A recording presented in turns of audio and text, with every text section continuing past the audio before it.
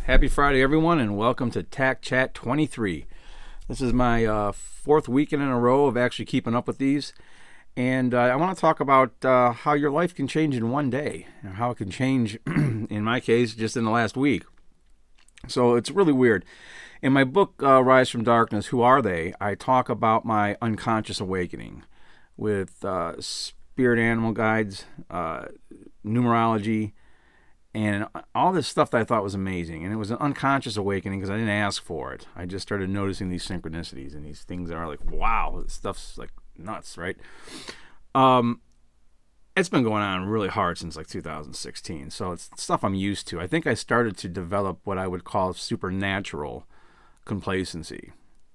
I now call it simply natural because I'm starting to understand more of it better. So I'm the main owner, or was the main owner, of Spirit Soaring Martial Arts.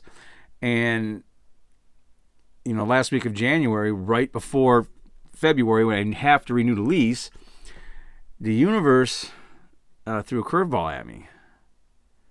And the ceiling kind of collapsed a little bit. 1 week before.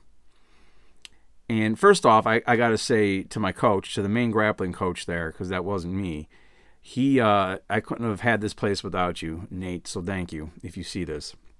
And my other partner and part owner and assistant striking coach, John, wouldn't have been open without you neither. And I also want to say to my stepson, Tommy, thank you. All you guys made even having this school for a year possible. So I had it for a year lease. We only were running it for about 7 months. We had 10 students that were paying. I was still coming way out of pocket. But it was okay because it was slowly building. We had just signed up another guy. I felt like I was doing my little part. And then all of a sudden, this curveball gets thrown at me and the ceiling collapses. Well, now it's unsafe. So I can't, in good conscience, try to cherry fix this thing. And there's other leaks and leak marks and all this. Beautiful location, though. It was great. But I told the landlord, man, hey, I'm not going to renew the lease. Literally 1 week before I have a choice to make, less than a week, to renew it or not. Showed her pictures about what happened, and she got someone over there. And it's because of the snow, because we got some heavy, heavy snow going on here. And fine Norse weather.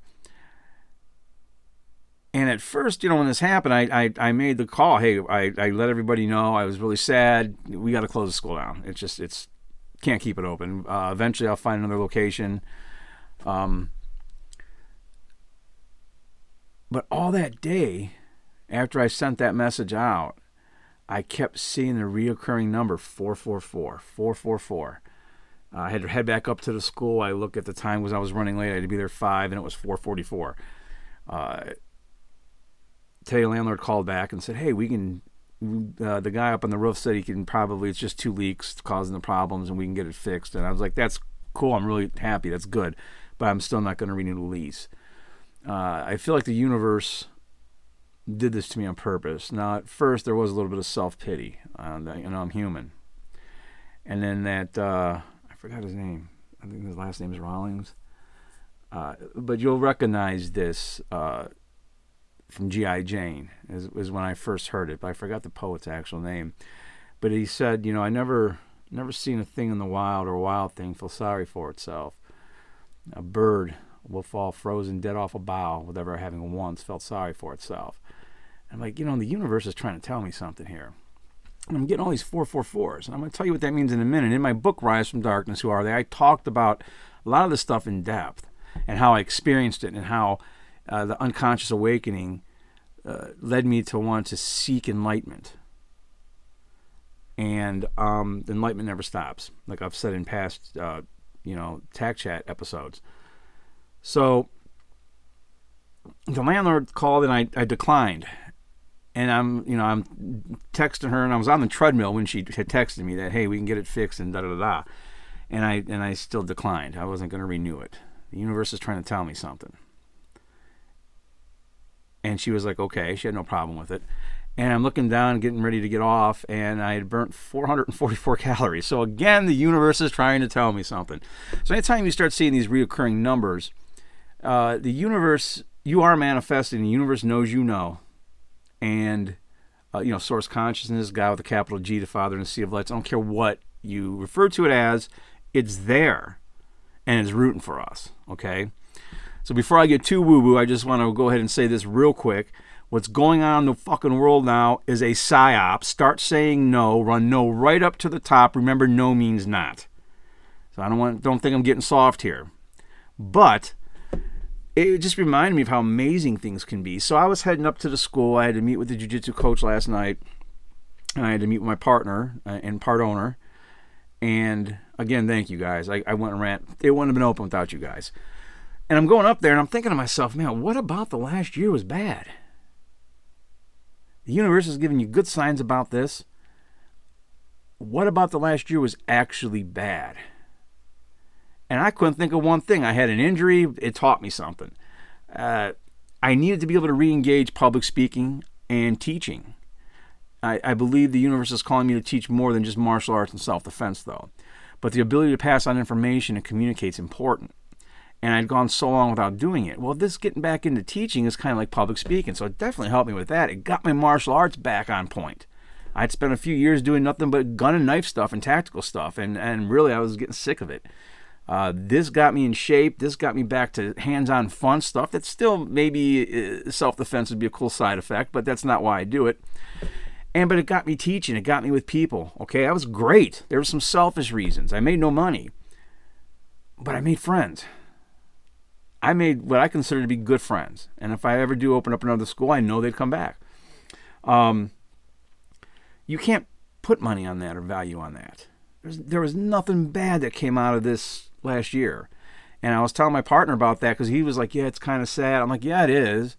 But, the universe works in mysterious ways. And all the signs I'm getting. So let me get to what 444 means. There's a lot of different traditions on what the different number combinations mean. But 444 specifically is telling you that angels got your back. They're looking out for you. They're protecting you. Okay, they're your guardian angels. They actually are for you. They're letting you know that you're safe, that they're protecting you, that you need to just trust them and let go a little bit. So let go a little bit means and this is the one thing that the New Age community has partially right, and that is true surrender, to not have to be in control of everything. The 444 is letting you know, hey, let the universe guide you for a little bit. So it's like a bow and arrow. Sometimes you feel like you're being pulled back, but you're about to be sprung forward. And I feel like that could be happening. I'm being called to do something else, okay? I think there's a lot of people in the world that have heard the call and are out there working in whatever way they can to help spread truth. I got a 90-day restricted account on Facebook again, so if anyone sees this, go to my page and look at my public posts if they haven't blocked them, but some people are still getting through.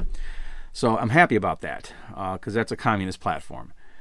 But anyway, I just thought I would share that. It's not all doom and gloom. There is a higher force, a powerful force that's more powerful than man. Some people say angels, fairies, God, whatever you want to call them. It's more powerful than man. It exists, and it's rooting for us if we tune in to pay attention to it. And once you start to awakening all this stuff, you'll see it. You'll start seeing the beauty in everyday life. So I really think a lot of people are awakening. A lot of people have heard the call. Not all are answering it. I'm answering it. I really believe we are part of the mythical 144,000 that the Book of Revelations talks about, or the legendary warriors of the rainbow. And our job is to raise a consciousness of just 1% of humanity. And that would be around 77 million people. And the rest of humanity would start to raise in consciousness also. And that consciousness is living in accordance to natural law. Real simple. I've talked about that before. Okay? Look it up. Read it. Okay? I've plugged websites on it. I'm not the arbiter of it. I didn't make it up. God with a capital G made it up. Okay? And I was brought to it through Hermetic principles. I was brought to Hermetic principles through the Iliad and the Odyssey. Okay? Through literature. So it's really weird how it all works out and the synchronistic things that start to happen. And I'll just leave it with that. I'm kind of excited for what the future may hold. And I feel like I might end up down south in this next month or two. And hopefully I'll make it to my beloved Winter Haven and get to the swamps, and hopefully I'll make it to maybe Tampa.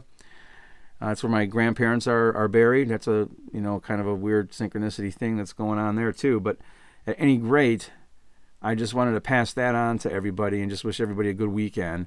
And until the next time, man, stay healthy and stay safe.